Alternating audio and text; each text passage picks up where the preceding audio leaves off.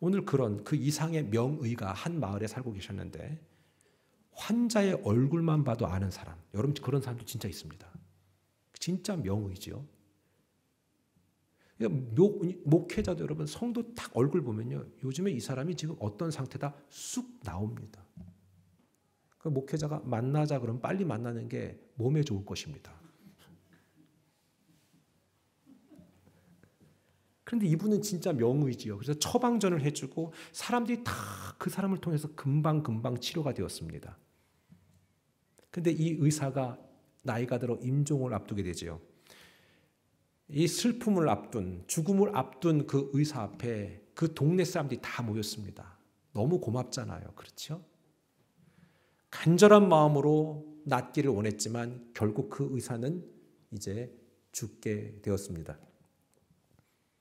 그러니까 그때 이 의사 선생님은 끝까지 자기 사명 감당하느라 이렇게 얘기합니다. 나보다 더 훌륭한 세 분의 의사 선생님 계신데 그분들을 만난다면 당신들은 평생 건강할 겁니다. 이렇게 얘기합니다. 그 세 분의 선생님 뭡니까? 라고 했더니만 한 분은 음식 선생님이고 한 분은 잠 선생님이시고 한 분은 운동 선생님이다 라고 얘기했습니다. 그러면서 이렇게 얘기했습니다. 음식은 우리가 먹는 음식의 양은 내 위에 75%만 채우십시오. 이렇게 얘기합니다. 우리는 한 120% 채우잖아요. 그렇죠? 한 200% 채우는 분도 계실 겁니다. 저는 요즘에 가급적이면 진짜 75%만 채우려고 엄청 노력합니다. 이 나머지 두 가지가 어떤 선생님이냐? 하나는 잠 선생님이라는 거죠. 12시 전에 반드시 주무십시오. 그리고 해가 뜨면 좀 제발 일어나십시오. 이걸 얘기했습니다. 그리고 맨 마지막에 운동 선생님, 열심히 걷다 보면 웬만한 병은 다 낫습니다. 이렇게 얘기한 거예요. 그 말이 맞지 않겠습니까? 2번, 3번은 저도 사실 잘 지키기 어려운 것 중에 하나입니다. 이 말을 하던 의사 선생님이 여기에 한 가지를 딱 추가하는데 이 모든 것을 할 때 정말 중요한 한 가지 지침이 있는데 그것은 바로 항상 감사라는 상비약을 먹어야 합니다. 이렇게 얘기했습니다. 저는 이 예화에 많은 공감을 받았습니다. 감사라는 상비약. 우리가 소위 밴드, 손에 어떻게 칼에 흠집이 생기면 피가 나면 언제든 붙일 밴드가 필요하잖아요. 우리 항상 준비해야 될 퍼스트 에이드가 상비약입니다. 감사라는 상비약을 우리가 갖고 있다면 정말 건강하게 살 수 있다라는 얘기입니다. 이것은 돈도 안 들고 처방전도 필요 없습니다. 사람 만나면 그냥 감사하는 거죠. 내가 있는 이 모든 상황이 그냥 감사할 밖에 없다. 제가 아까 광고 때도 얘기했지만 내게 확 들어온 환경, 상황, 감사할 수 없는 상황입니다. 그러나 뭐 다 이유가 있겠지라고 받아들이는 그 믿음, 그게 감사의 상비약을 먹는 것입니다. 저는 우리 온세대 가족들이 이 감사 상비약을, 이 퍼스트 에이드를 항상 갖고 있게 되기를 축원합니다. 문제가 딱 발생하면 그냥 그 키트를 딱 꺼내는 거예요. 오늘은 뭐지? 이 상황에서 내가 감사할 수 있는 게 뭐지? 안 되는 사람들은요, 맨날 잘 되면 그럴 수 있지. 안 되면요, 엄청 투덜댑니다. 저는 여러분들이 그런 사람들과 가까이 하지 않기를 바라고 우리가 그런 삶이었다면 이제 그런 삶을 한번 바꿔볼 수 있게 되기를 축원합니다. 오늘은 추수감사 주일입니다. 여러분 지금 질문 하나 하고 싶은데 지금 여러분의 처해진 이 상황에 감사하십니까? 아, 목사님 제가 사는 게 아닙니다. 이럴 수 있습니다. 하지만 여러분 오늘 말씀의 제목처럼 감사는 뭐 하는 겁니까? 선택하는 겁니다. 저는 이 제목을 분명히 하고 싶습니다. 감사는 선택하는 거지. 감사는 느껴지는 게 아닙니다. 물론 선택하면 느껴지기 시작합니다. 감사가 느껴질 때 선택하는 사람은 그건 누구나 할 수 있습니다. 선물을 받았어요. 감사하죠. 여러분 근데 그거 아십니까? 선물 이전에 상대를 향한 감사하는 마음이 있는 것이 더 중요합니다. 감사는 마치 공식을 외우듯이 그냥 동물적인 감각처럼 그냥 반응을 해야 되는 겁니다. 어떤 상황이 딱 발생하면 다음에 감사해야지. 아니 뭐야 도대체 이거. 감사하자. 그냥 공식을 외우는 거예요. 산수 공식을 외우듯이 외우면 사람이 생각이 바뀌기 시작합니다. 목사님은 정말 너무 잘하시는 것 같으세요. 어떻게 그렇게 잘 돼요? 아니요, 저도 안 되는 사람입니다. 그냥 공식을 외워버렸습니다. 누가 문제를 딱 일으키잖아요. 그러면 교회에서든 집에서든 문제 일으킬 일이 왜 없겠어요? 너무 많지. 그때 곧바로 선택하는 게 빨리 감사를 발동시키자. 내 속에 있는 감사의 어떤 그 시뮬레이션, 그걸 한번 해보자. 이겁니다. 여러분, 오늘 이 말씀 꼭 기억하십시오. 문제를 딱 만나면 곧바로 진짜 이게 아니라 감사하자. 하나님 감사합니다. 이것이 내 몸이 곧바로 반응하게 될 때에 그것이 진정 하나님의 자녀의 모습입니다. 오죽하면 성경에 범사에 감사하라 그랬습니다. 감사해주면 어떨까? 감사하면 좀 좋겠는데, 야, 너희들이 좀 감사하면 참 좋겠어. 이런 구절이 없습니다. 감사해, 감사하라. 명령합니다. 옆 사람한테 얘기할까요? 감사하세요. 시작. 감사하세요. 감사해 주시겠습니까? 아니에요. 감사하세요. 한 번만 더 해볼게요. 시작. 감사하세요.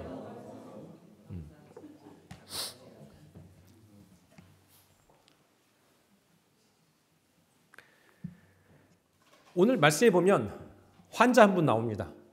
나병 환자죠. 문둥병 환자라고 얘기합니다. 지금은 뭐 그런 병이 흔치는 않습니다. 뭐 기껏 해봐야 아주 악성 피부염 내지는 아토피 요 정도지, 지금은 워낙 의술이 발달했기 때문에 항생제가 발달해서 그런 것이 많이 없습니다. 그러나 예전에 한국도 60년대 70년대는 나병 환자들이 꽤 많이 계셨다고 얘기 들었습니다. 성경에 보면 이 병이 얼마나 비참한 병인지를 얘기합니다. 여러분, 시리아의 나아만 장군도 이 병 때문에 정말 힘들었습니다. 제가 말씀드렸죠.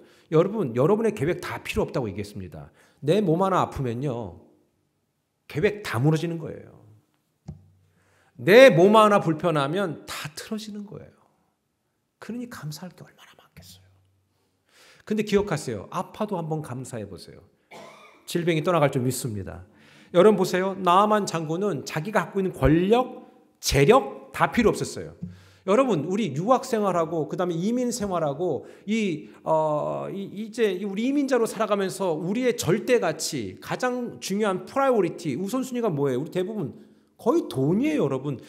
우리 스스로를 속이지 말자고요. 우리 돈에 의해서 움직이고 돈에 의해서 우리의 인생은 결정될 때가 너무 많아요.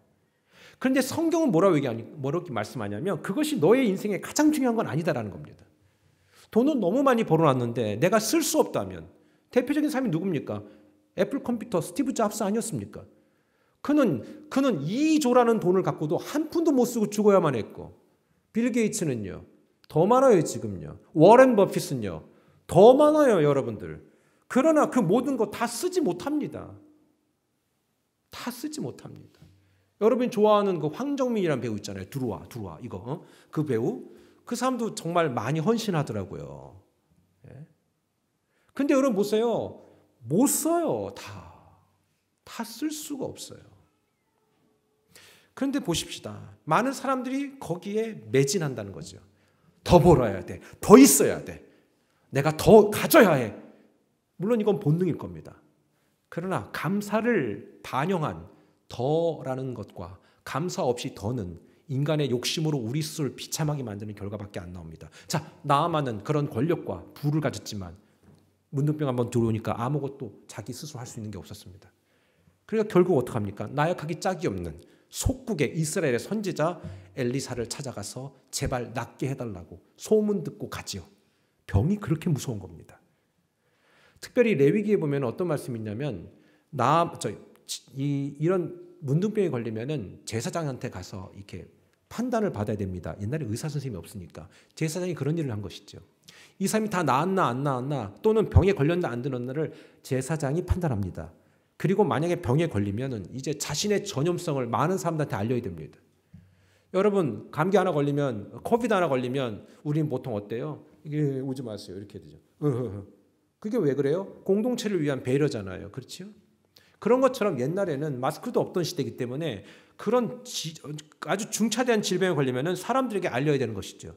오지 마세요. 이건 전염성이 있습니다. 라고 얘기하죠. 그거를 제사장이 판단하면은 이제 그렇게 판단된 사람은 무조건 어디로 가냐면 자기들끼리 뭉쳐 살아야 합니다. 그리고 식구들은 거기에다가 음식을 배달해 줘야 됩니다. 자기가 배달이 아니라 뭐라고 해야 돼요? 갖다 줘야 됩니다. 그럼 그걸로 연명하는 거예요. 만약에 식구들이 안 갖다 주면 굶어 죽을 수밖에 없습니다. 진 밖으로 내쫓아야 되고 진 밖에서 외톨이가 돼야 됩니다. 사람들과의 모든 관계가 단절되지요. 그 사람의 개인의 꿈이 어디 있겠어요? 나 내년에 장가 가는데 시집 가는데 다 필요 없습니다. 병 하나 들면 끝나는 겁니다, 여러분들. 계획? 무슨 계획? 여러분 익스큐즈 할 수 없습니다. 죽지는 않았으나 죽은 자처럼 살아야 되는 게 그 당시에 나병 환자들입니다. 근데 나만이 그게 걸린 거예요. 그러니 어떻겠어요? 그런데 그 당시만 해도 너무나 많은 사람들이 아팠잖아요. 약이 없으니까. 그런데 이런 사람들이 죽은 자도 살렸다라는 놀라운 소식을 듣게 되면서 그 예수님이 자기 동네에 온다고 하니까 어떻게 됩니까? 이건 기가 차고 코가 찰 노릇이죠. 그러니까 열일 제쳐놓고 달려가는 겁니다. 사람들이 야 저리 가 이 더러운 것들이 어디 와? 이거 상관 안 합니다. 여러분 내 몸이 나아야 되는데 저는 예수님 믿는다는 것은 이 놀라운 기적의 하나의 시작이라고 생각합니다. 하나님 우리에게 생명을 허락하여 주신 줄 믿습니다. 이것은 여러분 영원한 생명을 받는 일에 누가 나를 막는다? 줄이 어디 있어요?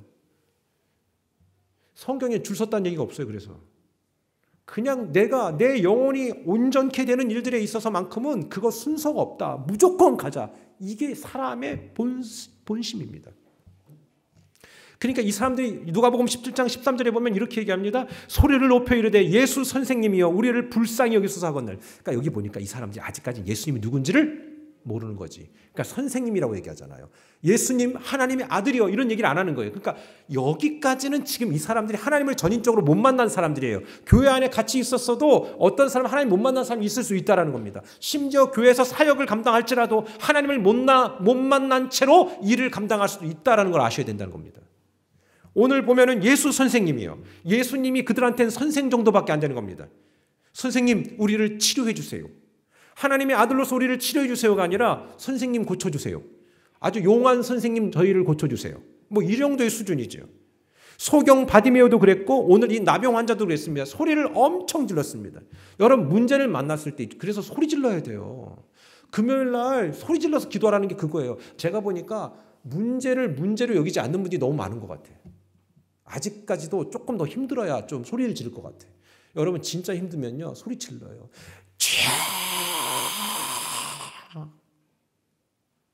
오죽하면 성경 예레미야 33장 3절에 너는 내게 부르짖으라 내가 내게 응답하였고 그때에 내가 크고 은밀한 일을 너한테 보여주겠다고 말씀하십니까? 아직 사는 게 편하고 걱정이 없으면요 소리는 안 질러요. 그런데 대부분 정말 간절하면요 막 소리를 지릅니다. 주야 제발 좀 이것 좀 해결해 주세요라고. 부르짖을 때 예수님의 긍휼히 여기는 마음, 불쌍히 여기는 마음이 오는 거예요. 사실 요즘 사람들 우리 교회 오는 게 어떤 내 심리적 안정 뭐 이런 것 때문에 오는 경우가 많거든요. 근데 여러분 보세요. 심리적 안정 이게 자기 최면일 뿐이에요. 내가 죽고 난 다음에 천국 갈 수 없다면 지금의 심리적 안정이 무슨 소용이 있어요? 심리적 안정은요. 뭐 간단해요. 돈 좀 있으면 저기 노던 어디에서 그냥 저 마사지 한번 받으면 심리적 안정이 쫙 와요. 그게 진짜 안정이냐 이거예요. 그 다 속는 거지. 부르짖을 때 하나님께서 내 근본적인 문제를 해결해 주시는데 이 부르짖는 게 없다라는 것은 나는 지금도 하나님이 없어도 됩니다라는 내 자아가 너무 강한 겁니다. 오늘 보세요. 14절 다 같이 읽겠습니다. 누가복음 17장 14절 시작. 보시고 이르시되 제장들에게 너희 몸을 보이라 하셨더니 그들이 가다가 깨끗함을 받은지라. 와 10명이 왔는데 10명 다 나은 거야. 야 여러분 이게 참 은혜 아닙니까? 이 사람들 예수님 오늘 못 만났으면 인생 꼬이는 겁니다. 여러분 말씀드렸잖아요. 제가 물어볼게요. 우리 12년 동안 혈류증 여인 있잖아요. 그거 12년 동안도 인간같이 못하고 살았는데 대우받지 못하고 살았는데 정말로 힘든 삶을 살았는데 그걸 평생 지고 살았다고 생각해 봐요. 여러분 감기 하나만 걸려도 감기를 한 달만 걸리면요. 그거 폐렴으로 가요. 그럼 사람이 죽을 확률이 50대 50이 되는 거예요. 되게 인간이 약한 존재입니다. 그런데 여러분 그 감기를 한 6개월 앓는다고 생각해 보세요. 온몸이 다 망가집니다. 감기 간단한 거 아닙니다. 감기로 죽는 사람 꽤 많습니다. 우리가 코비드로 죽은 사람 많죠? 아니요. 독감으로 죽은 사람이 코비드보다 더 많았습니다. 그런데 이 당시는 뭡니까? 문둥병? 이건 감기 이상의 것입니다. 그들의 치료가 근데 언제 일어났다고요? 10명 다 뭐 하다가 가다가라고 돼 있어요. 가는 길에서. 오 마이 갓. 믿음과 확신을 가지고 제사장애로 달려가는 그 길, 그 가운데 그 프로세스에서 고침받았다는 거예요. 몇 명이? 10명이 다. 아, 참, 그러니까 10명 중에 한 5명만 고침받은 게 아니라 10명 다. 그때 여러분 보세요. 저는 간혹 기도 드릴 때 기도 받는 분이 그 사모함을 더 느낄 때가 있어요. 이 사람이 진짜 간절한 사모하는 마음으로 기도를 받기 원하는 사람이 있을 때를 느낄 때가 있어요. 그때 저는 더 엄청난 영적인 시너지 효과가 일어난다고 확신합니다. 왜? 기도 받는 사람이 그 믿음으로 더 빨리 낳게 되더라고요. 여러분 엘리라는 제사장이 있었습니다. 엘리라는 제사장이 어느 날 낮에 지금으로 얘기하면 교회에서 이렇게 가만히 있는데 어떤 아줌마가 와가지고 집사 하나가 와가지고 기도하는 거예요. 여러분 성경에 나오지요? 한나라는 그죠? 그러니까 막 이 여자가 너무 간절한 마음으로 기도하는 거니까 제가 볼 땐 방언으로 한 거 아닐까라고 생각해요. 여러분 방언할 줄 알면 되게 좋아요. 첫째, 아무도 못 알아들어.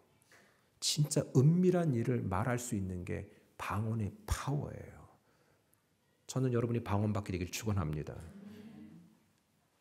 막 기도하는데 못 알아듣는 말로 하니까 이 엘리 제사장이라는 분이 쉽게 얘기하면 오늘날에 보면 엘리 목사님이라는 분이 아니 말이야 이 여자 그 집사님 이리 와봐.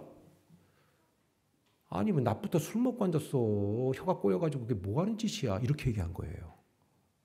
그러니까 어떡합니까?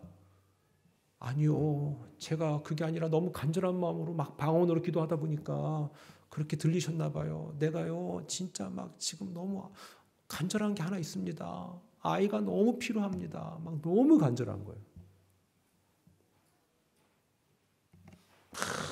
기도한 거예요. 여러분 그렇게 간절한 마음으로 왔다가도요 목사님한테 한마디 들으면 그때 기분 나빠질 수 있겠지요.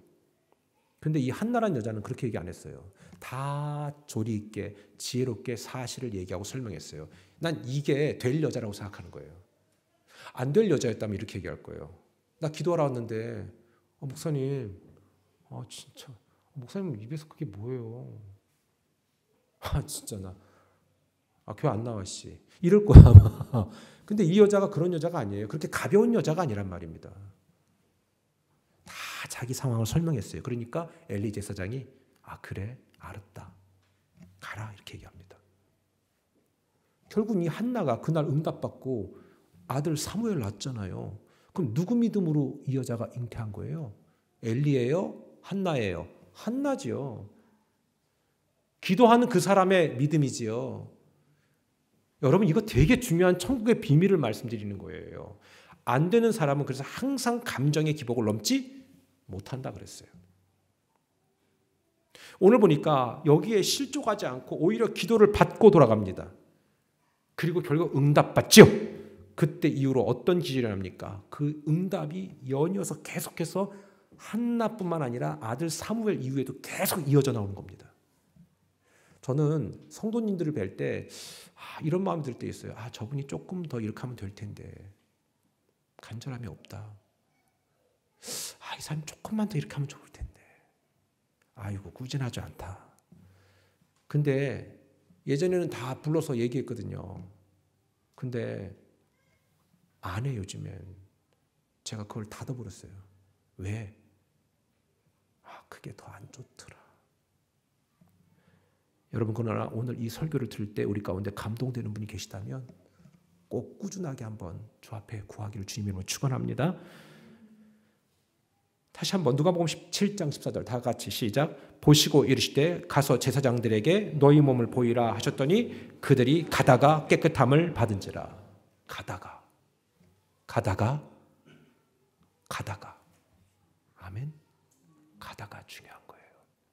오늘 설교를 듣다가 오늘 반드시 응답받게 될 줄 믿습니다. 설교가 끝나기도 전에, 예배가 마치기도 전에 설교를 듣다가, 하나님은 항상 그래서 이 프로세스를 되게 중요시 여기세요.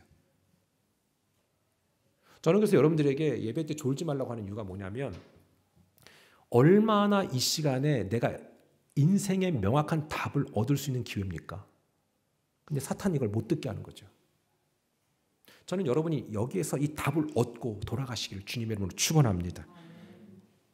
근데 여기에서 기적보다 더 큰 기적이 일어납니다.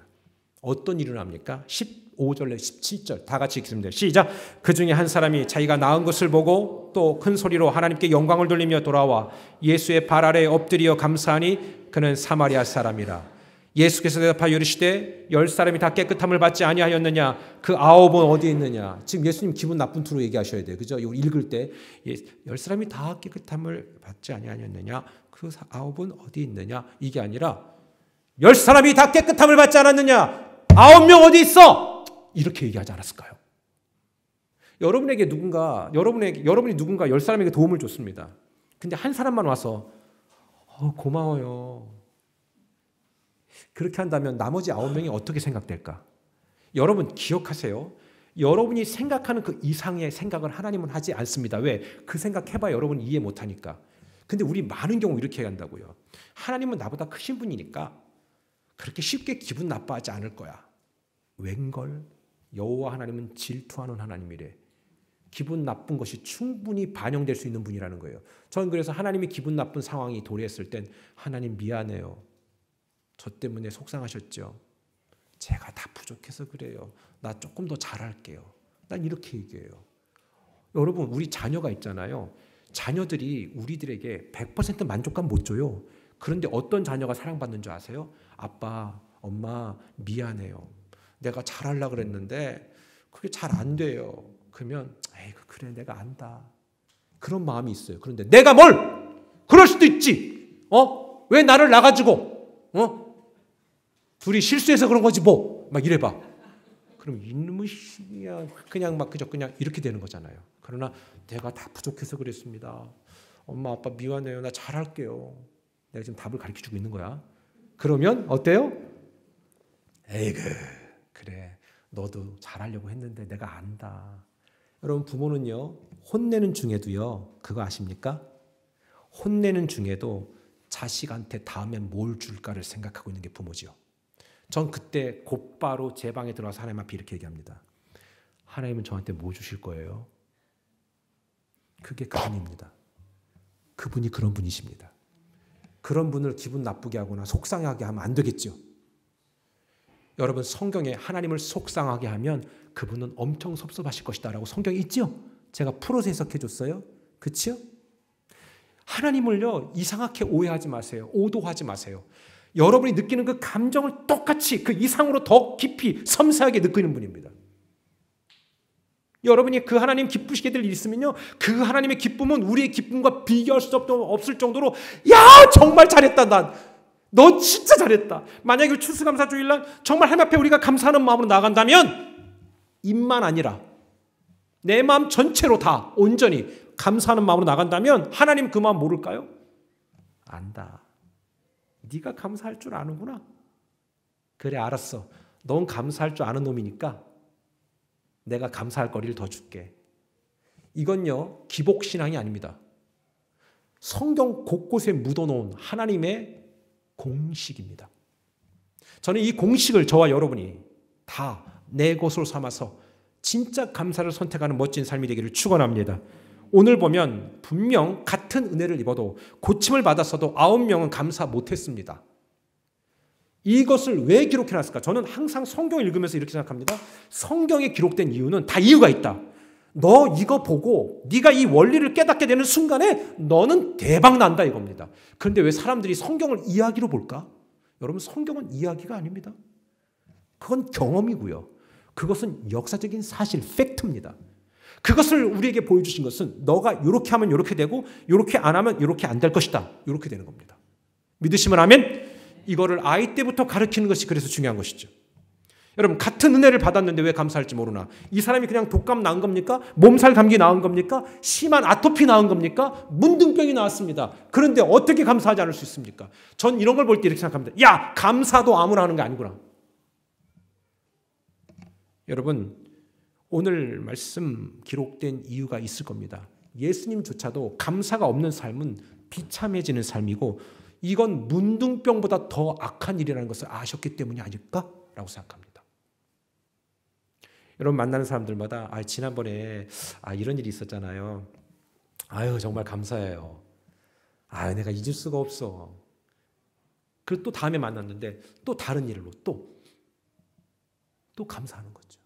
그런 사람 보면 더 해주고 싶지 않아요?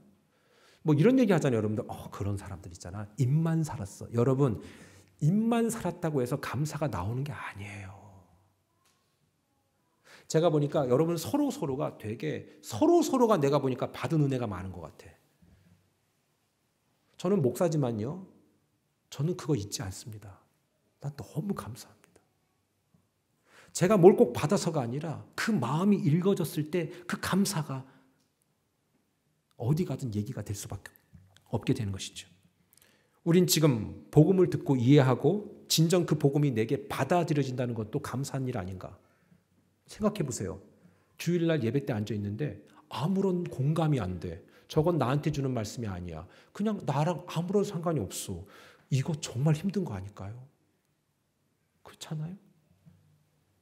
영원한 생명을 이끄시는 가장 큰 값진 선물이라는 걸 내가 아는 순간 이건 진짜 감사한 일 아닐까요? 그러면 오늘 하나님이 내 생명 걷어가도 감사한 겁니다. 오늘 아파도 감사한 겁니다. 이 문제가 해결 안 되니까 범사가 짜증이 나는 것이죠. 오늘도 이 사건을 그냥 그저 성경의 한 이야기로 흘러넘길 것이 아니라 오늘 9명은 돌아오지 않았습니다. 감사 표현 안 했습니다. 근데 9명이 다 뭐라고요? 유대인이래요. 온 한 사람 와서 감사합니다라고 얘기한 사람 누구라고요? 사마리아인. 여러분 사마리아인에 대해서 아시죠? 혼혈족들을 유대인들이 무시합니다. 사람이요. 자기가 같이 환자였을 때는 서로 긍휼을 요합니다. 그러나 누구 하나 치료받잖아요. 그러면 그 생각을 못합니다. 오늘 이 다 같이 치료받은 10명 중에 한 명만 왔다. 이 9명의 유대인들은 이 자기가 치료받았다는 소식이 전달되는 것조차 싫었을 겁니다. 제가 보니까요. 참 아픈 마음이 제가 있어요. 뭐냐면 저는 성도들의 약한 부분, 강한 부분, 연약한 부분을 다 알거든요. 목회자는 그걸 어디 가서 말하지 않아요. 내가 기도해 주거나 품어 주거나 그게 제 역할이지. 근데 있잖아요. 자기의 약한 부분이 다 노출됐다고 생각하면요.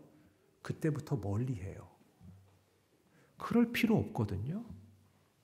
오늘 이 사람들도 그래서 안 온 거예요. 자기가 고침받았는데 얼마나 감사해. 그러면 그 감사의 마음을 드려야 되잖아. 근데 사람들에게 그 소식이 전달되는 것이 싫은 거지. 그래서 안 온 거예요. 여러분, 저도 여러분도 엄청난 지난 시간 하나님 앞에 부담스러운 존재 아니었습니까?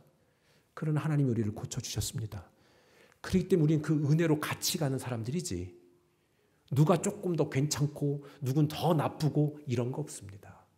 하나님은 다 우리를 볼 때 똑같이 보십니다. 하나님은 우리 다 같이 옆 사람한테 얘기해볼까요? 하나님 우리 다 같이 똑같이 보십니다. 시작. 하나님 우리를 다 같이 똑같이 여기십니다. 네. 하나님 볼 때는 다 죄인입니다. 그러나 우리는 하나님 앞에서 다 한 자녀 되었고 다 하나님 앞에 회복되었고 그럼에도 불구하고 우리는 늘 항상 좌충우돌 시끄럽게 또는 힘들게 살아가고 있으면서 하나님의 자녀임을 확신하는 것입니다.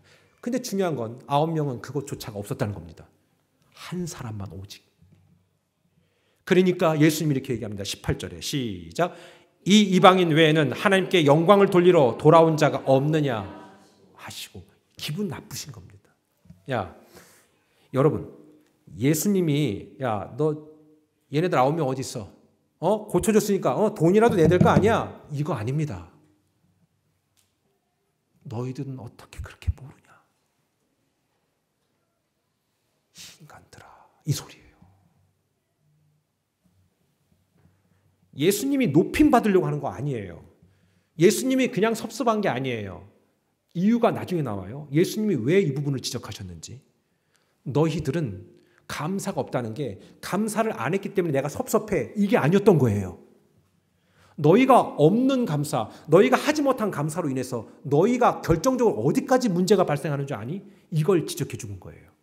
나중에 이 9명에 대해서 왜 감사하지 못한 것에 대해서 문제시했는지에 대해서 나옵니다. 삶 속에서 감사를 통감하고 감사를 표현할 수 있을 때 그런 사람이 이 나병 환자가 낫듯이 낫다라는 느낌을 받는 것이고, 우리가 가는 곳마다 누구를 만나든지 이러한 믿음의 고백이 있어줘야 되는 것이죠. 여러분, 전도가 뭘까요? 내가 옛날에 이런 삶이었어. 하지만 하나님이 그런 나를 건져주셨어. 이게 전도예요. 여러분, 정말 이해할 수 없을지만 이 남자들이 제일 못하는 말이 뭔지 아세요? 사랑해. 여자들이 제일 못하는 말, 고마워요. 연애할 땐 다 했죠? 부부끼리 한번 얘기해 보세요. 사랑해. 고마워. 자, 한번 기회를 드릴게. 자, 이 시간에 멀리 있어도 괜찮아. 쳐다보고 얘기하시면 돼. 사랑해 또는 고마워 해보세요. 시작. 그래, 고마워.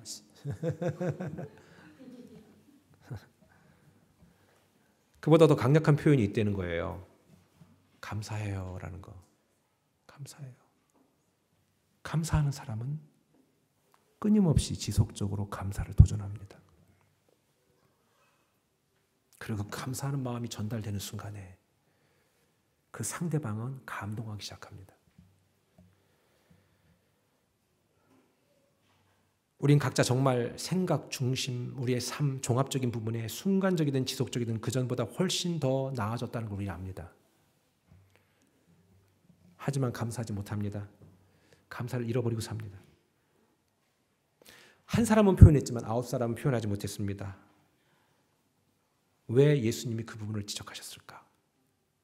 그날 자신들의 질병만 낫고 가장 결정적인 문제, 구원받지 못한 사람들이 되어버렸을 수도 있다는 겁니다. 감사는 단순히 감사해요 안 해요가 아니라 구원의 문제까지도 영향을 줄 수 있다는 얘기를 하고 있는 겁니다. 여러분, 이거 되게 중요한 겁니다. 여러분, 진짜 우리 감사할 거 많지 않아요? 누가 그러더라고요. 중국에서 오신 분들 중에서 어떤 곳은 마을 전체가 다 없어져 버렸대. 한국에서도 힘겹게 살던 우리들, 중국에서도 힘겹게 살던 우리들 지금 얼마나 감사하며 삽니까? 근데 어느새부턴가 우리는 감사하지 않아요. 뭐 당연한 것처럼 생각한다는 겁니다. 이게 되게 무서운 겁니다. 지금 이 시간이 우리가 예배드리는 것 자체가 감사할 일이다라는 것이죠.